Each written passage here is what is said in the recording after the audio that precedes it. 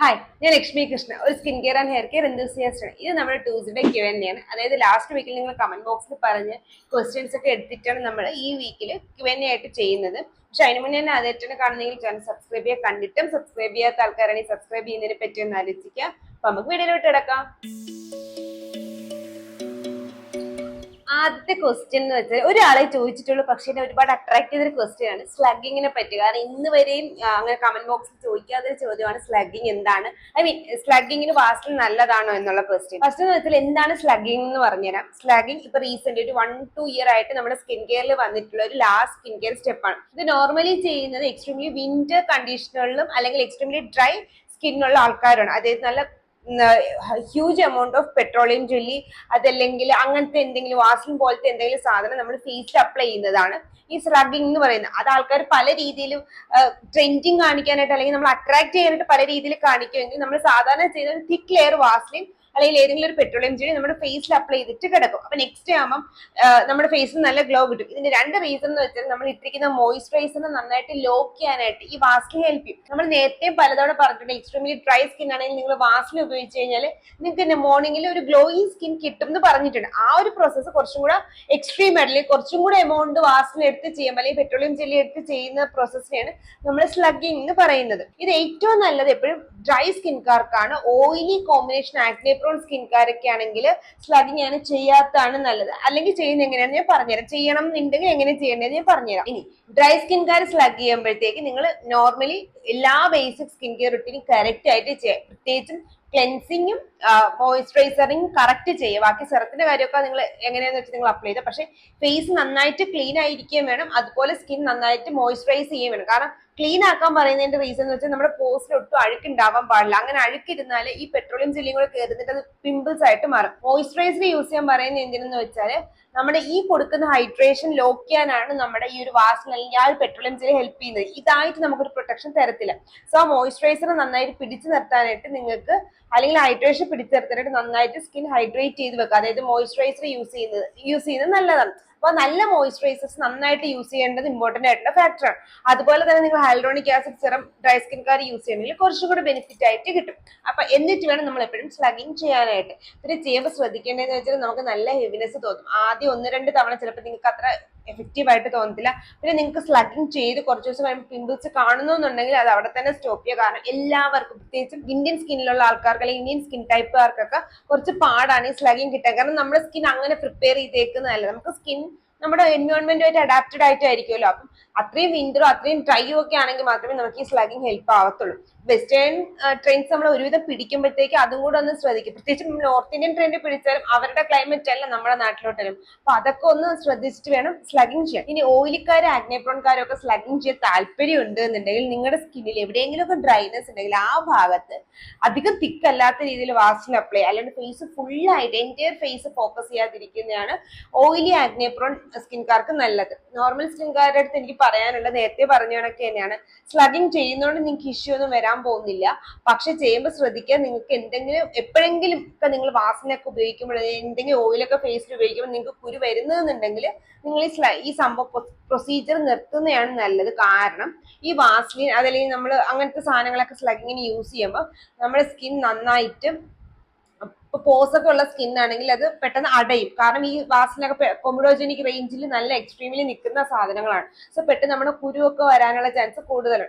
സ്ലഗിങ്ങിന് പോസിറ്റീവും ഉണ്ട് നെഗറ്റീവും ഉണ്ട്. അതുകൊണ്ട് തന്നെ നിങ്ങളുടെ സ്കിൻ ടൈപ്പ് അനുസരിച്ചിട്ടും സ്കിൻ കണ്ടീഷൻ അനുസരിച്ചിട്ടും അറ്റ്മോസ്ഫിയർ വെതർ എല്ലാം നോക്കിയിട്ട് വേണം സ്ലഗിങ് ചെയ്യാനേ ഞാൻ എപ്പോഴും പറയത്തുള്ളൂ.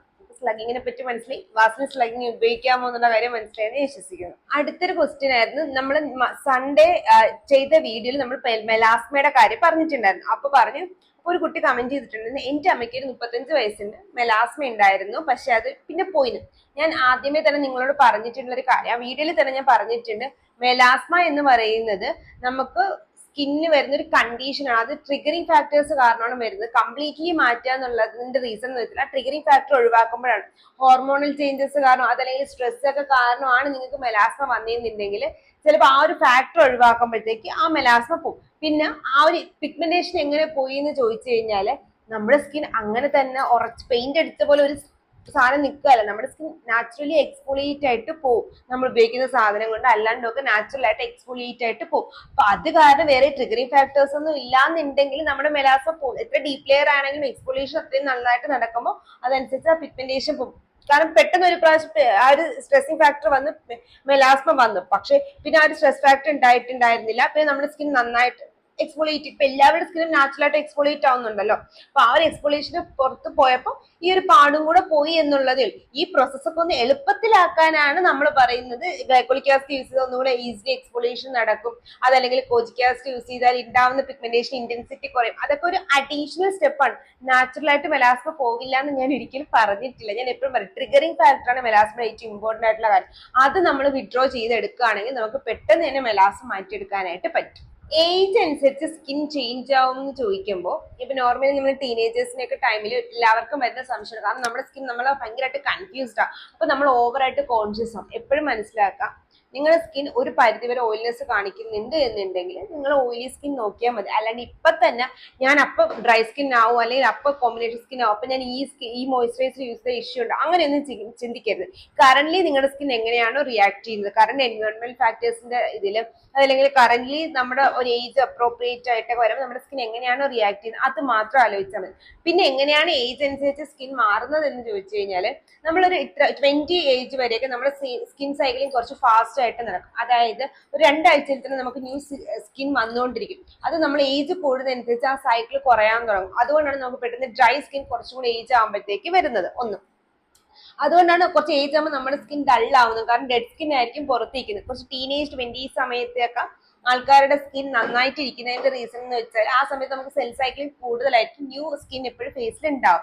ചില ആൾക്കാർക്ക് ഇത് കുറച്ച് അധികം ഉണ്ടാവും, കഴിക്കുന്ന ഫുഡിന്റെ ഫാക്ടർ, അതുപോലെ ഹെറിഡിറ്റി ഒക്കെ വെച്ചിട്ട് ചില ആൾക്കാർക്ക് എക്സ്ഫോളിയേഷൻ കുറച്ച് അധികമൊക്കെ ഉണ്ടാവും. നമ്മുടെ ഫുൾ ബോഡിയിൽ അത് മനസ്സിലാവും, ബോഡി നല്ല എങ്ങായിട്ടൊക്കെ ഇരിക്കുന്ന ആൾക്കാർക്കാണെങ്കിൽ. അപ്പൊ അതുകൊണ്ട് അവർക്ക് എക്സ്ഫോളിയേഷൻ നാച്ചുറലി ആയിട്ട് ചിലപ്പോൾ 20 നടക്കുന്ന എക്സ്ഫോളിയേഷൻ ചിലപ്പോൾ അവർക്ക് 24 നടക്കുന്നുണ്ട്. അവർക്ക് സ്കിന്നിൽ അധികം പ്രശ്നം ഉണ്ടാവത്തില്ല. ഐ മീൻ പ്രശ്നം ഉണ്ടാവത്തില്ലെന്നല്ല, ആ ഒരു എക്സ്ഫോളിയേഷൻ പ്രോസസ്സ് കുറച്ചുകൂടെ ഫാസ്റ്റ് ആയിട്ട് നടക്കും. അപ്പൊ അതനുസരിച്ച് അവരുടെ സ്കിൻ ടൈപ്പ് അങ്ങനെയാവും. നാച്ചുറലി കുറച്ച് കഴിയുമ്പോൾ നമ്മുടെ സ്കിൻ ഡ്രൈ ആവും, വലിയാൻ തുടങ്ങും. അതൊക്കെ എന്ന് വെച്ചാൽ സ്കിൻ എങ്ങനെ റിയാക്ട് ചെയ്യുന്നു, എൻവയോൺമെന്റിൽ നമ്മൾ യൂസ് ചെയ്യുന്ന പ്രൊഡക്റ്റിന് എങ്ങനെ റിയാക്ട് ചെയ്യുന്നു, നമ്മുടെ ഹെറിഡിറ്റി, ഇതിനെയൊക്കെ ഡിപ്പെൻഡ് ചെയ്തിട്ടാണ്.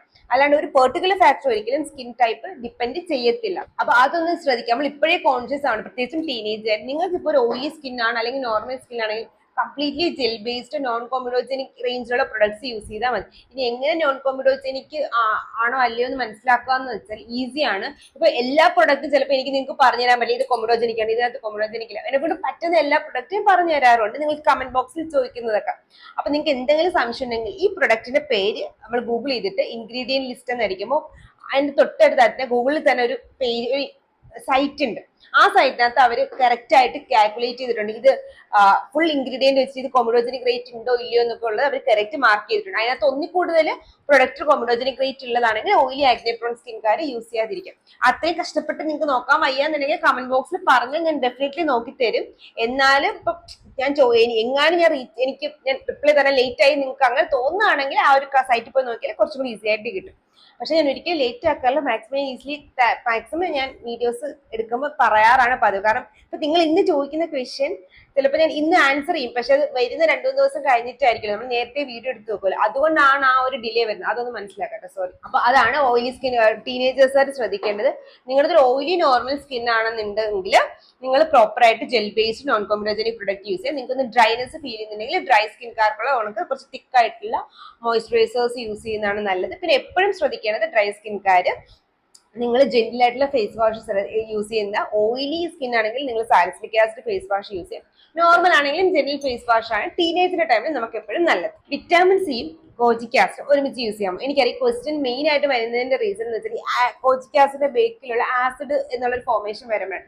അപ്പം ഞാൻ ഈസി ആയിട്ട് പറഞ്ഞുതരാം എങ്ങനെയാന്ന് വെച്ചാൽ, വിറ്റാമിൻ സിയുടെ AHA BHA അടങ്ങിയ ആസിഡ്സ് ആണ് നമ്മൾ യൂസ് ചെയ്യാത്തത്. അതായത് salicylic acid, malic acid, lactic acid, glycolic acid പോലെയുള്ള സാധനങ്ങൾ. അത് ഇത്രയും സാധനങ്ങൾ ഒരിക്കലും നമ്മൾ വിറ്റാമിൻ സിയുടെ യൂസ് ചെയ്യാൻ പാടില്ല. പക്ഷെ അല്ലാത്ത ആസിഡ്, കോജിക് ആസിഡ് അല്ലെങ്കിൽ ട്രാനെക്സാമിക് ആസിഡ് അങ്ങനത്തെയൊക്കെ സാധനങ്ങളാണെങ്കിൽ നമുക്ക് ഡെഫിനറ്റ്ലി വിറ്റാമിൻ സിയുടെ യൂസ് ചെയ്യാം. അത് എന്താ പറയാൻ കാരണം എന്ന് വെച്ചാൽ വിറ്റാമിൻ സിയും കോജിക് ആസിഡും വിറ്റാമിൻ സിയും ടനക്സാമിക് ആസിഡും ഒക്കെ യൂസ് ചെയ്ത ഹൈപ്പർ പിഗ്മെന്റേഷൻ മാറാൻ ഭയങ്കര നല്ല കോമ്പിനേഷൻ ആണ്. എന്റെ മോർണിംഗ് റൊട്ടീനിലും ഏറ്റവും മെയിൻ ഫസ്റ്റ് കോമ്പിനേഷൻ ആണ് വിറ്റാമിൻ സിയും ടനക്സാമിക് ആസിഡ്.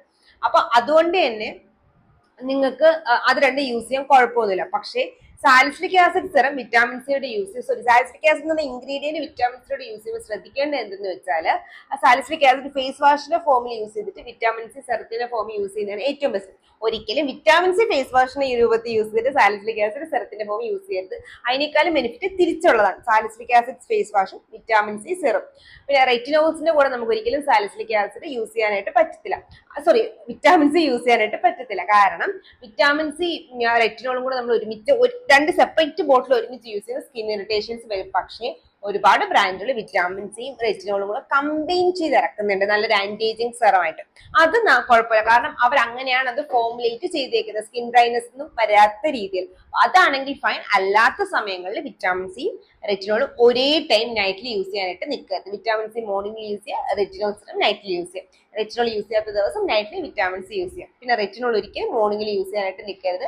അതിന്റെ മൈൽഡായിട്ട് എക്സ്ഫോളിയേറ്റിംഗ് ഏജന്റ് ആയതുകൊണ്ടും സ്കിന്നിന് ഒരു പരിധിയിൽ നല്ല രീതിയിൽ അത് ഫോട്ടോ സെൻസിറ്റീവ് ആക്കും. അതായത് വെയിലടിക്കുമ്പോൾ കറുപ്പിക്കുന്നതാക്കുന്നതുകൊണ്ട് നമ്മൾ ഒരിക്കലും അത് മോർണിംഗിൽ യൂസ് ചെയ്യാറില്ല. കാരണം മാത്രമല്ല അതൊരു ട്രീറ്റ്മെന്റ് പോലത്തെ സാധനമാണ്. എപ്പോഴും നൈറ്റിൽ യൂസ് ചെയ്യാൻ സ്കിന്നിന് ഫങ്ഷൻ ചെയ്യാനായിട്ട് അത് എപ്പോഴും ഈസി ആയിരിക്കും. അപ്പൊ അതും കൂടെ ഒന്ന് ശ്രദ്ധിക്കാം. അടുത്ത വന്നൊരു ക്വസ്റ്റ്യൻ ആയിരുന്നു, സൺസ്ക്രീൻ യൂസ് ചെയ്യുമ്പോൾ ഞാൻ ഡള്ളാവുന്നത്.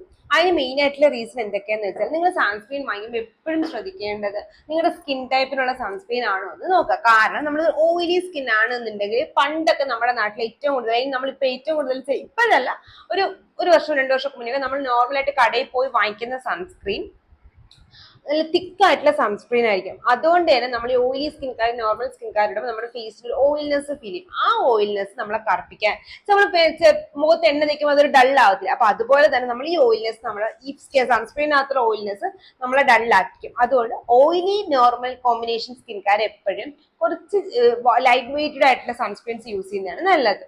അടുത്ത ശ്രദ്ധിക്കണം, വിറ്റാമിൻ സിയുടെ അളവ് ഈ സൺസ്ക്രീനകത്ത് ഉണ്ടാവാതിരിക്കാൻ നോക്കുക. കാരണം വിറ്റാമിൻ സി നന്നായിട്ട് ഓക്സിഡൈസ് ആവുന്നതുകൊണ്ട് ചിലപ്പോൾ കറക്റ്റ് ഫോർമുലേഷൻ ഒന്നും അല്ലാന്നുണ്ടെങ്കിൽ ആ വിറ്റാമിൻ സി നമ്മൾ ഡാർക്ക് ആക്കാനുള്ള ചാൻസ് ഉണ്ട്. പിന്നെ കുറച്ച് ഡാർക്ക് ഷെയ്ഡിലുള്ള ആൾക്കാരാണെങ്കിൽ കുറച്ച് വൈറ്റ് കാസ്റ്റ് ഉള്ള സൺസ്ക്രീൻസ് മാക്സിമം അവോയ്ഡ് ചെയ്യുക. അത് നമ്മുടെ ഫേസിലിടുമ്പോൾ ഒരു ഗ്രേയിഷ് അപ്പിയറൻസ് ഉണ്ടാവും. അത് കാരണം നമുക്കൊരു ഡാർക്ക്നെസ് ഫീൽ ചെയ്യും. അതല്ലെങ്കിൽ നമ്മൾ ടിൻറ്റഡ് സൺസ്ക്രീൻ വാങ്ങിക്കുമ്പോൾ അത് നമ്മൾ ഇടുമ്പോൾ ആ ഒരു ഗ്രേഷ്നെസ് വരുമ്പോഴത്തേക്ക് നമ്മുടെ ഫേസ് ഒന്ന് ഡള്ളാവാനുള്ള ചാൻസ് കൂടുതലാണ്.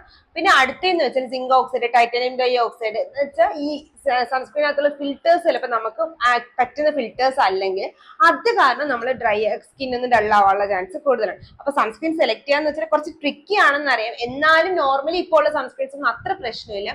പക്ഷെ അങ്ങനെ നിങ്ങൾക്ക് പ്രശ്നം തോന്നുന്നുണ്ടെങ്കിൽ അതൊന്ന് നോക്കി ഈ പറഞ്ഞ കാര്യങ്ങളും കൂടെ ഒന്ന് കണക്ട് ചെയ്ത് നോക്കിയാൽ ഈസിലി നിങ്ങൾക്ക് നല്ല സൺസ്ക്രീൻ നിങ്ങളുടെ സ്കിന്നിന് പറ്റിയത് സെലക്ട് ചെയ്യാനായിട്ട് പറ്റും. അപ്പൊ ഇന്നത്തെ Q&Aയിൽ ഞാൻ പറയാൻ പറ്റുന്ന എല്ലാം പറഞ്ഞിട്ടുണ്ട്. ഇനി എന്തെങ്കിലും ഡൗട്ട് ഉണ്ടെങ്കിൽ കമന്റ് ബോക്സിൽ ചോദിച്ചാൽ നമുക്ക് നെക്സ്റ്റ് ട്യൂസ്ഡേ Q&Aയിൽ ലോങ് വീഡിയോ ആയിട്ട് ചെയ്യാം. സ്ലഗിങ്ങിനെ പറ്റി ലോങ് വീഡിയോ വേണമെങ്കിൽ കമന്റ് ബോക്സിൽ പറയാനായിട്ട് മറക്കണ്ട.